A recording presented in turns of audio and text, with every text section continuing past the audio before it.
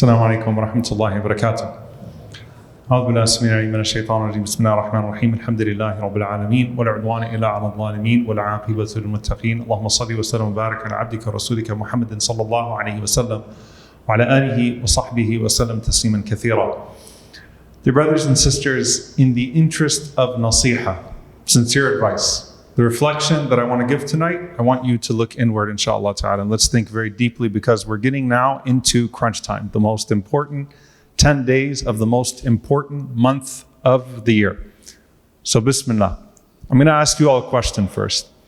On the day of judgment, what are the barriers to your good deeds being accepted? The Prophet ﷺ said that there is a specific moment that a person is bankrupt on the day of judgment, rendered muflis, bankrupt on the day of judgment, despite their prayer, despite their fasting, despite their qiyam. What are those deeds? I can't hear anybody. What is that, uncle? Bad manners, jazakallah khair. What else? Huquq al-ibad, the rights of the servants, mashallah. Anything else? One of the sisters said something? Brothers? Okay. We know the hadith of the Messenger sallallahu alaihi wasallam that a person comes on the day of judgment and they have their prayer, they have their fasting, they have their siyam. Can you imagine how many Laylatul Qadrs they have caught? A lifetime of seemingly doing the good deeds. But سَبَّ هَذَا وَشَتَمَ هَذَا وَاخْتَابَ هَذَا وَضَرَبَ هَذَا, and in different ahadith, different narrations of the hadith, those things are in different order. But the point is, despite all of that, you cursed this person, you backbited this person, you slandered this person, you hit this person, you denigrated this person. Basically, you had a nasty tongue. So, huquq al-ibad, the people that you hurt, line up and they take your good deeds until you have nothing left. Laylatul Qadri khayrun min alfi shahr. Can you imagine Laylatul Qadr is better than 1,000 months? 1,000 months. And let's say that a person caught Laylatul Qadr for 50 years. 50,000 months of good deeds, gone. Why? Because of the people that you hurt with this. It's a warning from the Prophet ﷺ. The barriers to our good deeds being accepted or being profitable on the Day of Judgment. Now, that's not what I want to talk about tonight. I just want to establish a premise for a moment. That as we're getting into the last 10, we need to make tawbah from those things that might take away everything from the last 10. Shaykh Yasir talked about salah, prayer, taking the most of our prayer. And honestly, I appreciated the reminder because it wasn't a feel-good reminder. It was a warning.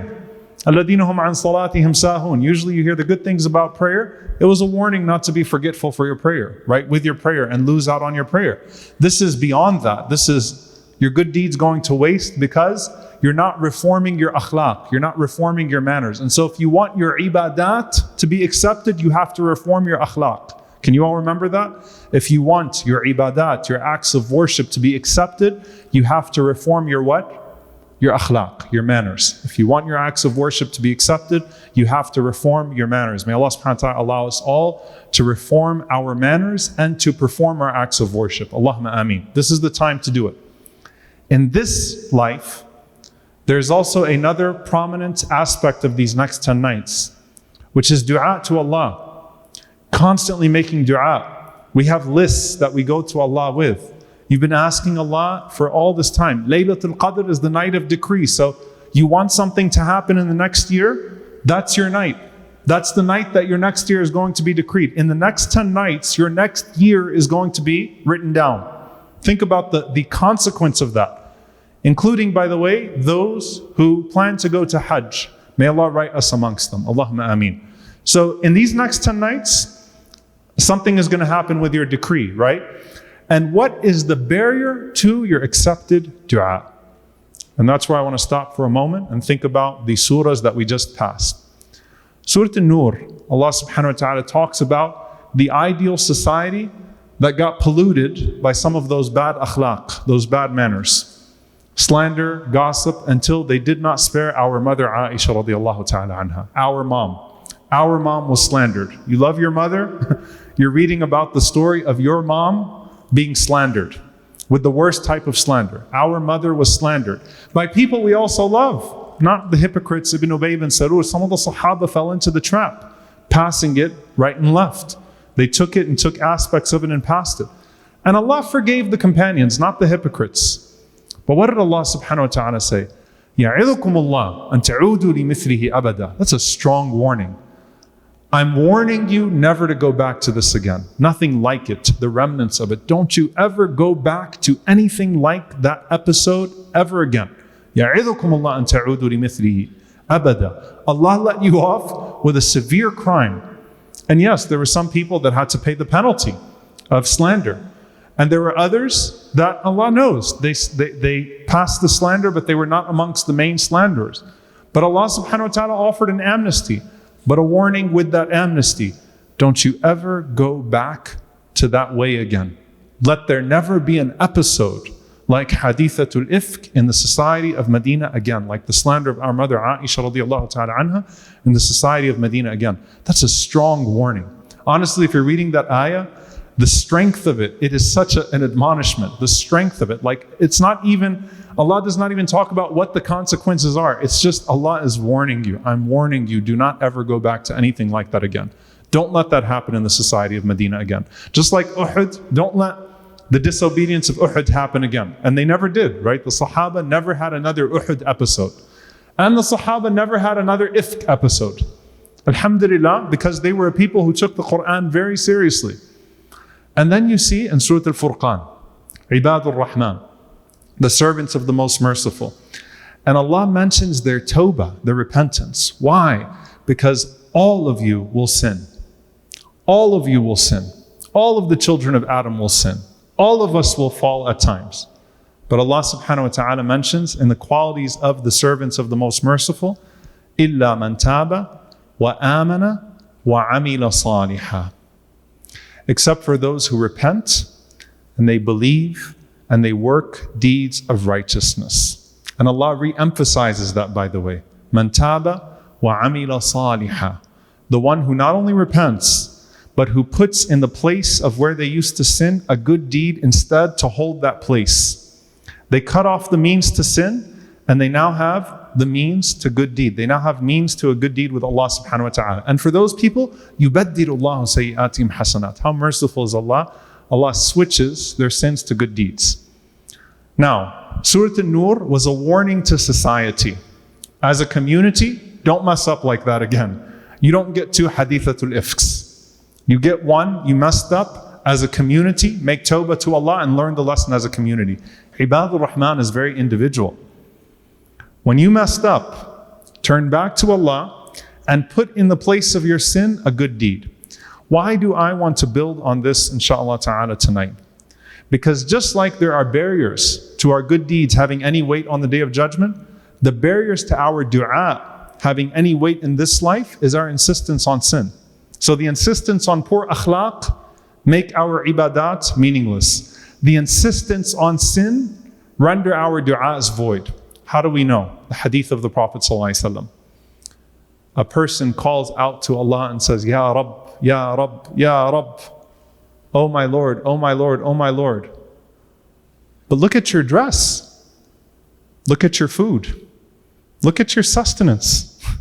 You're insisting on haram, and then you're insisting on Allah subhanahu wa ta'ala to answer your du'as. How does that work?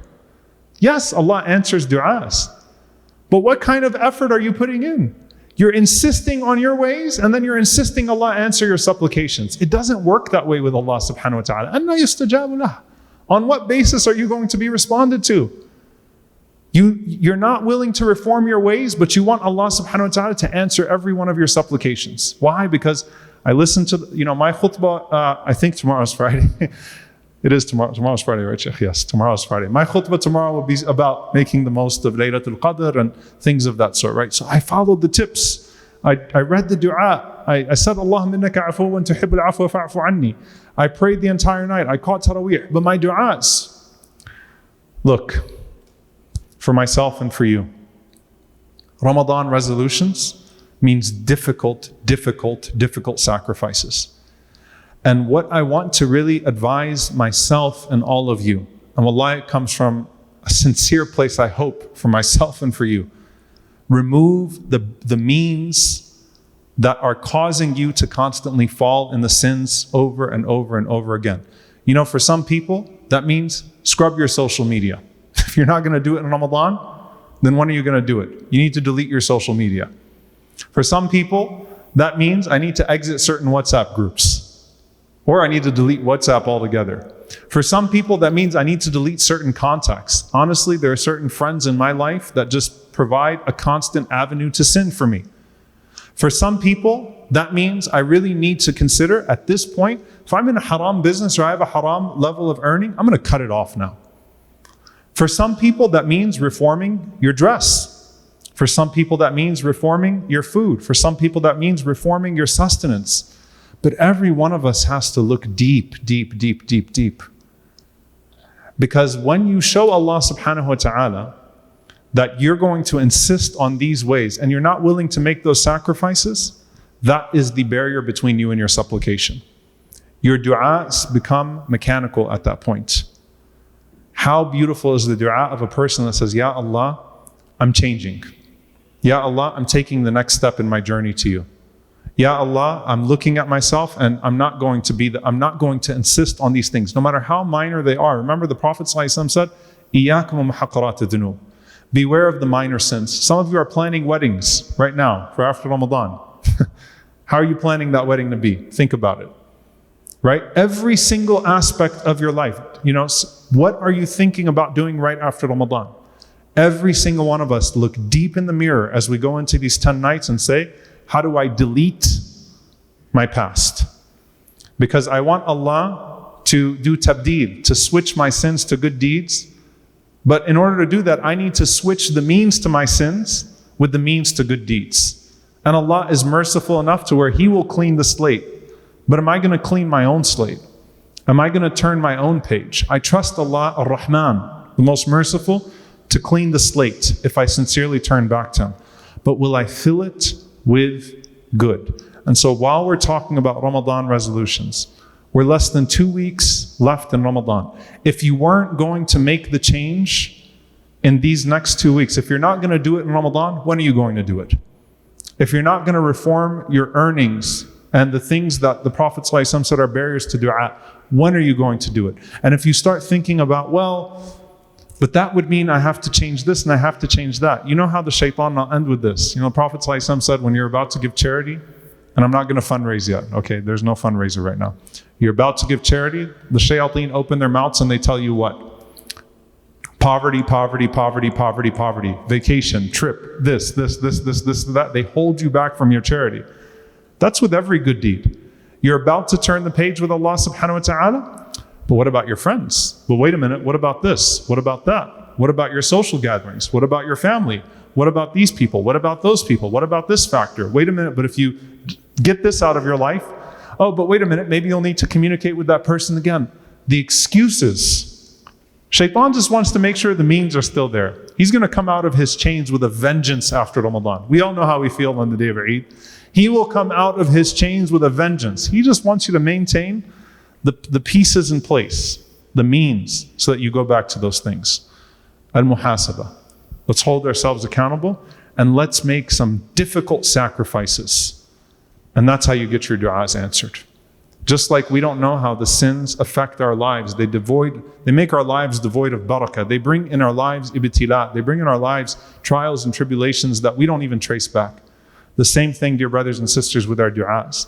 Allahumma naqqina min al-dhunubi wal-khata'i allati takbisu du'a wa naqqina min al-dhunubi wal-khata'i allati tanzilu al-bala. We ask Allah subhanahu wa ta'ala to purify us from the sins and from the shortcomings that cause our du'as to not be answered. And we ask Allah subhanahu wa ta'ala to purify us from the sins and the shortcomings that cause tribulations to descend upon us. And we ask Allah subhanahu wa ta'ala to purify us from the bad characteristics and manners that cause our acts of worship to not be answered, to not be accepted. We ask Allah subhanahu wa ta'ala to fill our hearts, to fill our eyes, to fill our minds, to fill our limbs with that which is pleasing to Him, and to purify us from all that is displeasing to Him. We ask Allah subhanahu wa ta'ala to allow this Ramadan to be a moment of a turned page with Him. And we ask Allah subhanahu wa ta'ala that for anyone we have harmed, that Allah subhanahu wa ta'ala allow us to be forgiven by them as well. We ask Allah subhanahu wa ta'ala to correct our affairs in regards to the hereafter and correct our affairs in regards to the dunya. And we ask Allah subhanahu wa ta'ala to make us amongst those who catch Laylatul Qadr and who do not have Laylatul Qadr invalidated on the Day of Judgment. Oh Allah, accept it from us. Allow us to catch it and allow us to see it on the Day of Judgment. And do not let it be amongst those Laylatul Qadrs that are invalidated. Allahumma ameen. Jazakumullahu khairan. Wassalamu alaikum wa rahmatullahi wa barakatuh.